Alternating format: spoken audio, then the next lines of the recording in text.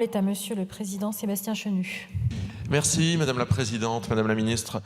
Autrefois, notre système de santé était perçu comme un système de santé particulièrement exemplaire. Il était même envié, un des meilleurs systèmes de santé du monde, nous disait-on.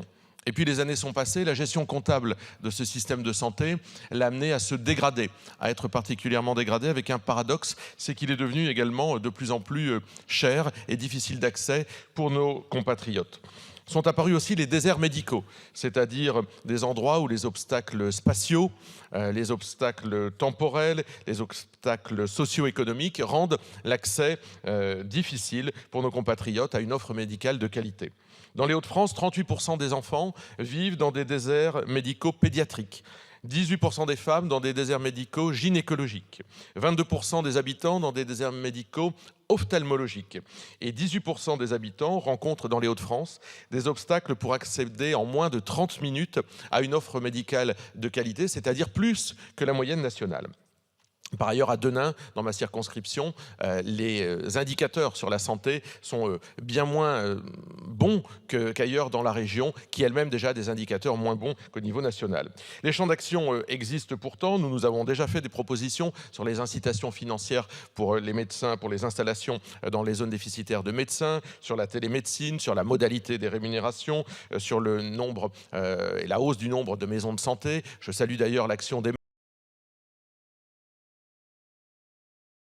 elle est triple. Face à cette urgence, quelles sont les stratégies mises en œuvre par le gouvernement face aux besoins que nous avons dans la région des Hauts-de-France? Quelles perspectives le gouvernement donne-t-il à l'hôpital de Denain? Et ensuite, quel nombre de médecins formés vont pouvoir arriver et prendre fonction dans les Hauts-de-France? Voici ma triple question, Madame la Ministre. Je vous en remercie.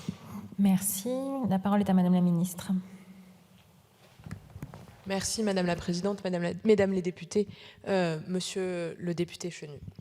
Effectivement, la réponse que je vous apporte est une réponse du ministre de la Santé, parce que de fait, vous le soulignez, l'accès aux soins est une préoccupation majeure sur l'ensemble des territoires et sur le vôtre en particulier. L'État est présent pour accompagner, comme en témoignent différentes mesures qui ont été déployées, des initiatives dans le département du Nord. Ça a été un des premiers départements à mettre en place le service d'accès aux soins pour répondre aux demandes de soins non programmés. C'est un exemple. Des incitations financières à l'installation sont mises en place également pour les médecins généralistes, avec une aide conventionnelle qui est proposée par l'assurance maladie pour ceux qui s'installent dans une commune qui est classée zone d'intervention prioritaire. C'est pour répondre à ces inégalités territoriales, en tout cas à minima, essayer de les réduire. À l'initiative du conseil départemental et avec le soutien de l'ARS, des centres de santé départementaux sont en train d'être mis en place au sein des territoires les plus en difficulté. Un centre est d'ores et déjà ouvert à Coincy. Je ne voudrais pas écorcher le nom de cette ville, monsieur le député, dans le Doisy. Et un projet est en cours aujourd'hui à Sambre, Avenay-Soie. Oui, mais je suis de Loire-Atlantique, monsieur le député. et je pense, parce que ça m'a été également signifié, je pense aussi à l'ouverture récente de la maison médicale de garde au centre hospitalier de Denain. Mais il y a une enquête qui a été récemment rendue publique, en particulier par La Voix du Nord, qui est un journal local.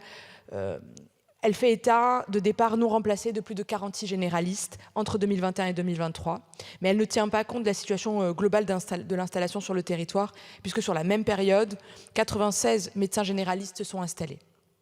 Enfin, parce que l'accès aux soins s'entend aussi de manière pluridisciplinaire et pluriprofessionnelle, le recours aux infirmiers en pratique avancée se développe et se développe très bien sur votre territoire. Il y a désormais 95 places au sein de l'UFR de Lille et d'Amiens.